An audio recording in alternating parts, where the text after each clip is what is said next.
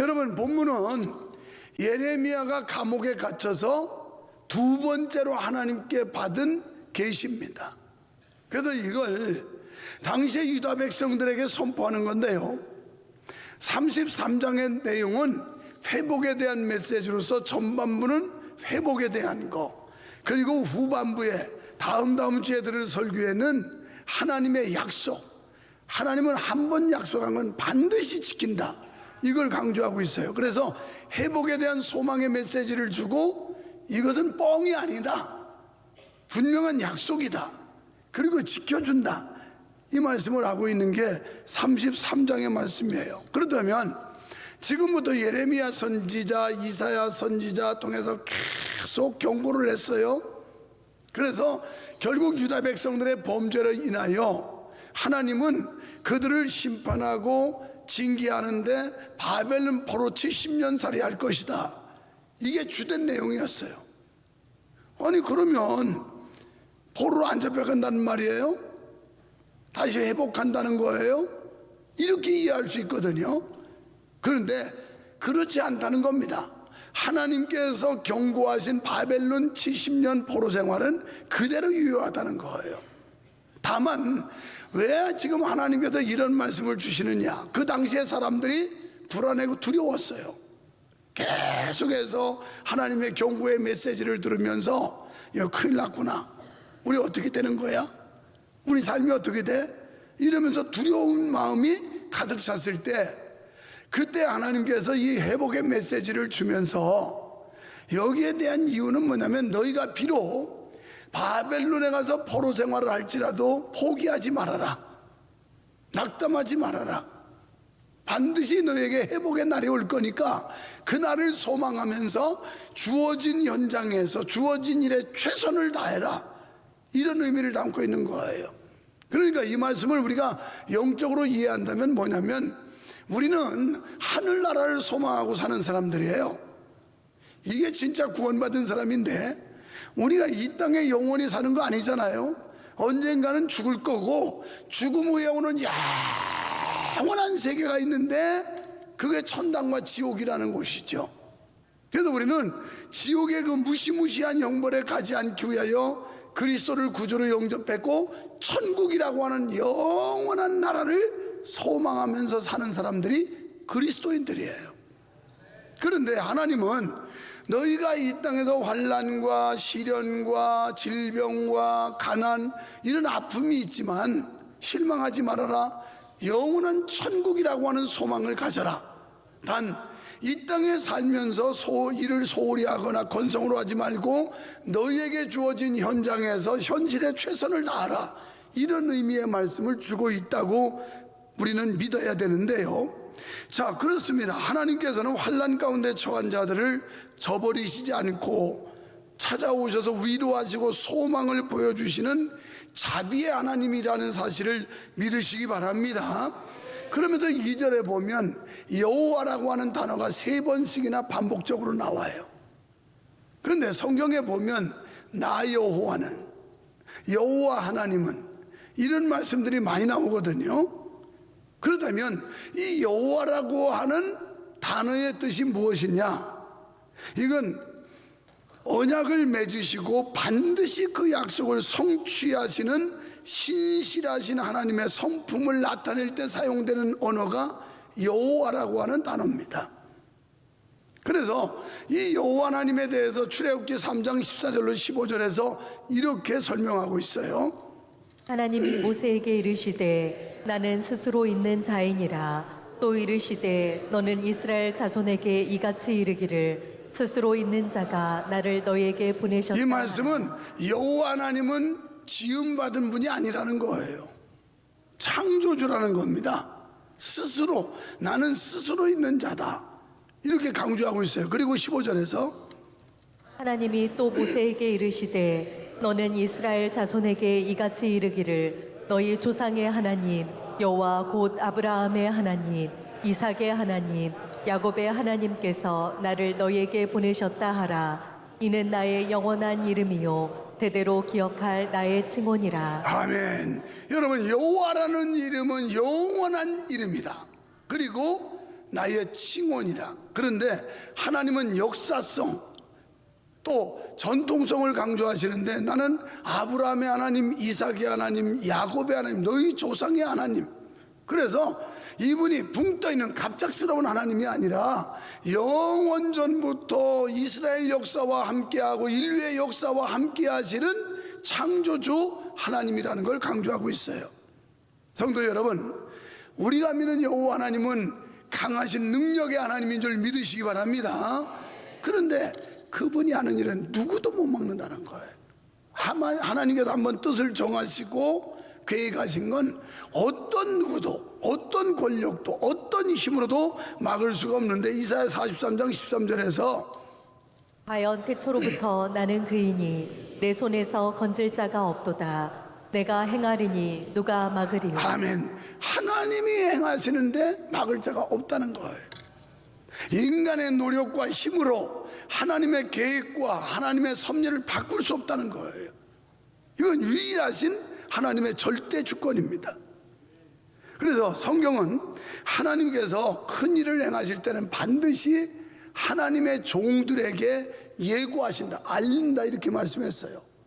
지금 타락한 유다 백성들에게는 말씀 안 하지만 기도한 하나님의 종 예레미야에게는 지금 옥중에서까지 말씀하세요. 하나님의 계획, 하나님이 어떤 뜻을 가지고 있는지를 전하라고 말씀을 해요. 그래서 성경에 보면 아모스 3장 7절에서 이런 말씀이 나와요.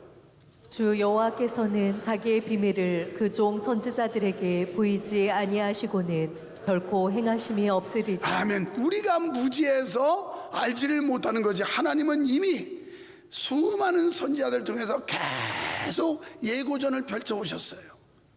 그리고 예고를 하시다가 안 되니까 경고를 하신 겁니다. 예레미야 선지자, 이사야 선지자를 통해서 너희들이 이렇게 하나님의 은혜를 저버리고 배은망덕하면 반드시 화가 임한다. 그러면서 예레미야 선지자를 통해서 너희는 바벨론의 포로로 끌려가게 될 거고, 너희 민족은 죽음을 당할 것이고, 똑똑하고 잘난 사람 다 잡혀갈 거고, 이러면서 시드기야 왕이 포박돼서 끌려갈 것까지 아주 구체적으로 하나님께서 말씀을 하셨습니다. 그런데 이렇게 하나님이 말씀하시지만 사람 편에서 기도하지 않으면 알 수 없다는 거예요, 하나님의 뜻을. 그때 당시에 많은 선지자들이 있었는데 거짓 선지자들은 몰랐어요.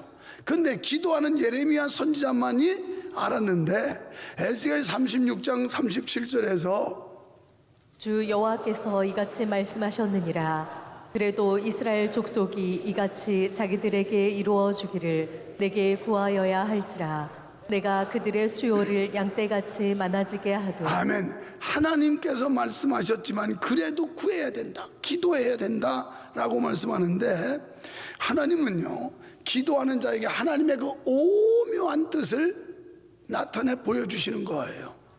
그러므로 성도는 언제나 주님과 영적인 교제, 그게 바로 기도입니다. 하나님과의 대화인 영적 교제를 해야 된다는 거예요. 여러분, 하나님께서는 말씀하시죠. 오늘 말씀에 내게 부르짖으라 내가 응답하리라. 그리고 내가 알지 못하는 크고 비밀한 일, 감춰진 사실을 알려주겠다는 거예요. 어떤 사람에게? 기도하는 사람에게.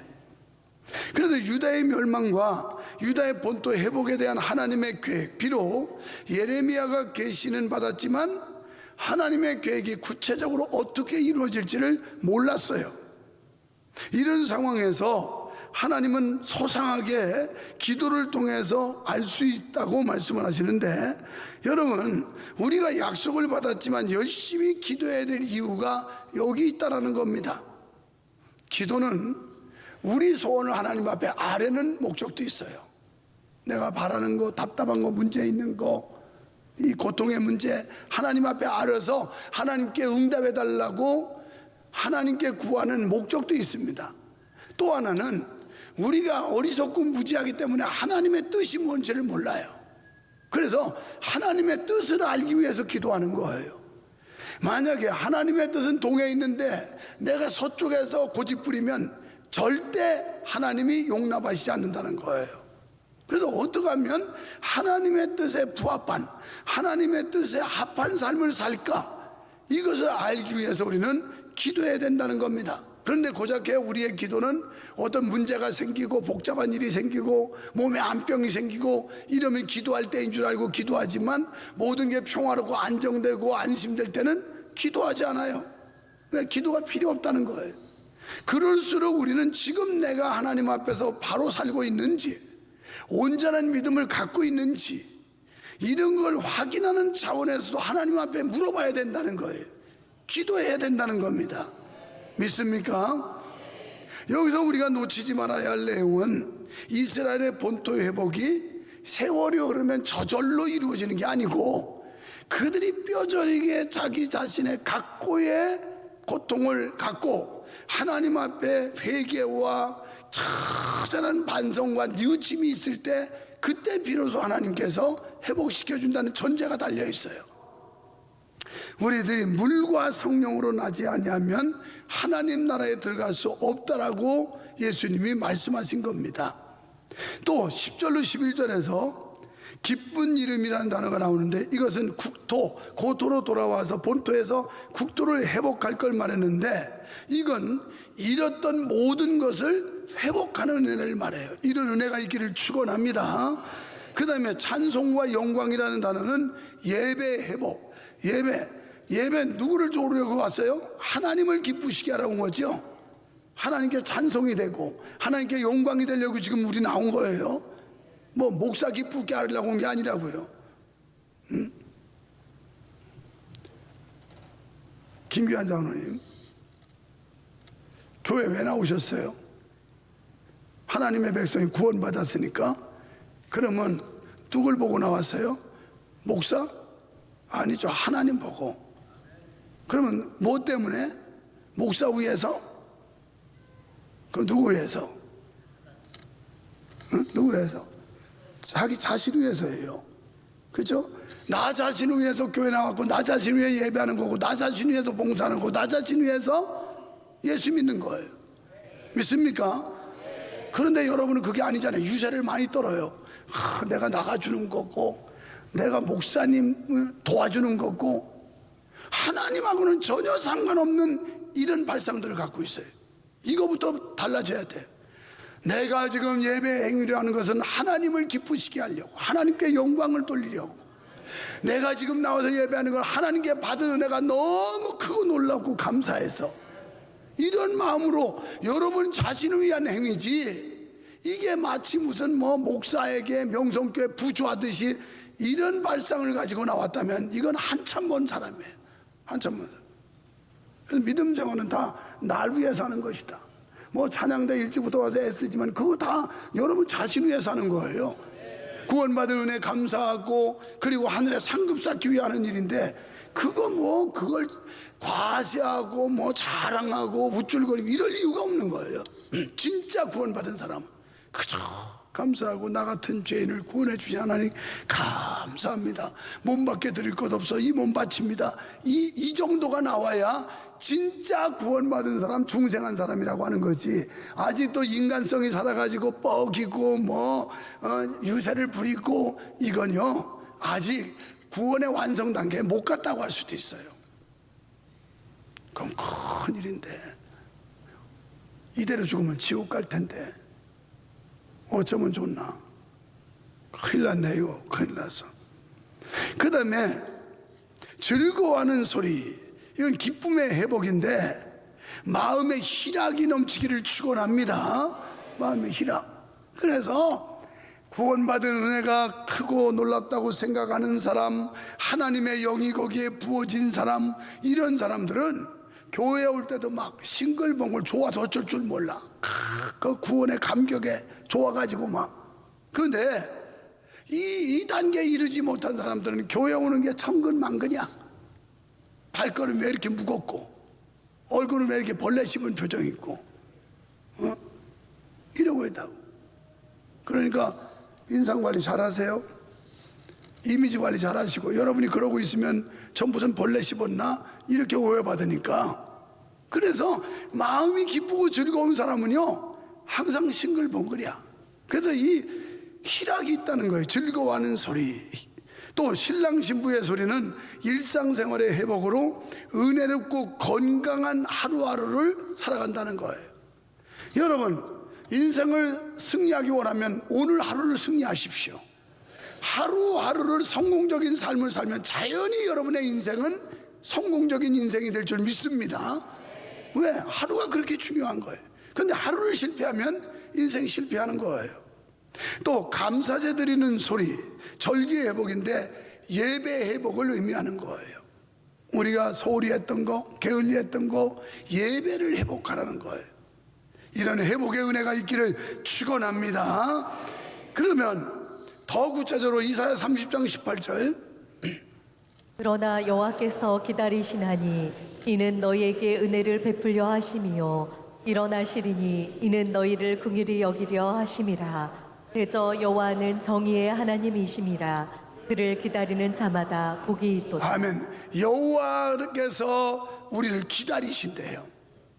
누군가 나를 기다린다고 하면 만나러 가는 그 소망이 있고 기쁨이 있고 즐거움이 있고, 그래서 발걸음 가볍지 않아요? 연인 사이에 데이트하는 그때 시간 기다리려면 얼마나 그냥 시간을 재촉하고 바삐 서두르겠어요? 하나님이 우리를 기다리신대요. 그런데 맨 끝에 보면 우리도 하나님을 기다려야 된다는 거예요. 하나님이 자비와 긍휼과 축복의 팔을 벌리고 우리를 기다리시는 만큼 그를 기다리는 자가 복이 있다. 그러니까 하나님께 대한 기대와 소망을 가지고 나오는 사람이 복이 있지, 그렇지 않고 마지 못해서 있는 사람은 복이 안 된다는 거예요. 즐거움도 없고 기쁨도 없고. 그 다음 절, 너희는 여호와를 만날 만한 때에 찾으라. 가까이 계실 때에 그를 부르라. 자, 여기 보면 때를 말하고 있어요. 시간. 언제 할까요? 여호와를 만날 만한 때, 여호와를 찾을 만한 때. 그때가 현재 시사야. 지금이 지금. 아유, 목사님 앞으로 조금 있다가 열심히 할게요. 차츰 열심히 할게요. 그때는 오지 않습니다. 제가 늘 말씀드린 대로 미래의 시간은 약속이 옵니다. 약속음이라는 게 옛날 사업하는 일이 주로 현찰을 거래하는 게 아니라 며칠까지 내가 어음을 끊어줄 테니까 그때까지 기다려라 하고 건네주는 종이의 약속이에요. 근데 내가 4월 1일 날 그걸 준다고 했는데 은행에다가 입금을 안 시키면 그건 휴지 쪼가리야. 이게 약속음인 거예요. 그러니까 오늘 우리들이 하나님 앞에 내일이라는 미래의 시간은 약속음에 불과하다. 그날은 와야 내 날이 되는 거지, 하나님이 허락하지 않으면 그건 부도나는 거예요. 이게 인생인 거예요. 이거 명심하고 살아야 돼요. 그래서 신앙은 언제나 현재 진행형이다. 현재 시사, 지금이란 말이에요. 지금 내 믿음 상태가 언제고, 오늘이라도 하나님이 날 부르면 천당 갈 수 있나 없나, 이걸 따져보라는 거예요. 지금이라도 내 생명 하나님이 거두어 가신다면 천당 갈 수 있나 없나, 이거 생각해 보라는 거예요. 중요한 얘기입니다. 여러분, 오늘이라도 여러분 인생 끝날 수 있어요. 나이 상관없어요. 나이 무슨 목사님 제가 나이가 이제 30대인데 무슨 벌써요? 아니 30대는 그냥 20대도 가. 이번에 산불린에서 너무 아까운 희생자들이 많은데 그분들이 그렇게 되는 상상이나 했겠어요? 또 멀리 불났을 때 자기 마을에 오려니 상상이나 했겠어요? 우리가 어떤 일이 벌어질지 아무도 예측 불허해요. 이게 인생이라는 게. 그러니까 건강하고 멀쩡한 젊은이도 교통사고로 갈 수도 있고, 그냥 갑자기 물건이 떨어져서 그냥 뇌에 맞아 죽을 수도 있고, 어떻게 갈 줄 몰라 우리 인생이라는 게. 이런 상황에서 지금이 여호와를 만날 만한 때, 지금이 여호와를 찾을 때라는 거예요. 그래서 돌아오라는 거예요. 돌아와라. 하나님 앞에 돌아가는 길이 사는 길인 줄 믿습니다.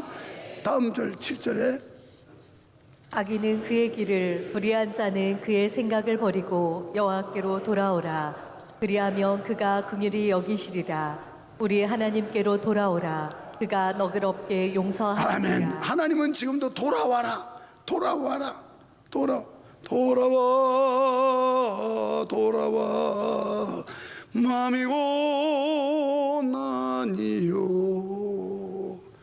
마음이 고난 사람들 돌아오라는 거예요, 하나님께서. 그러면 하나님은 긍휼과 자비를 베풀어 주신다는 거예요. 이 음성 들려주기를 축원합니다.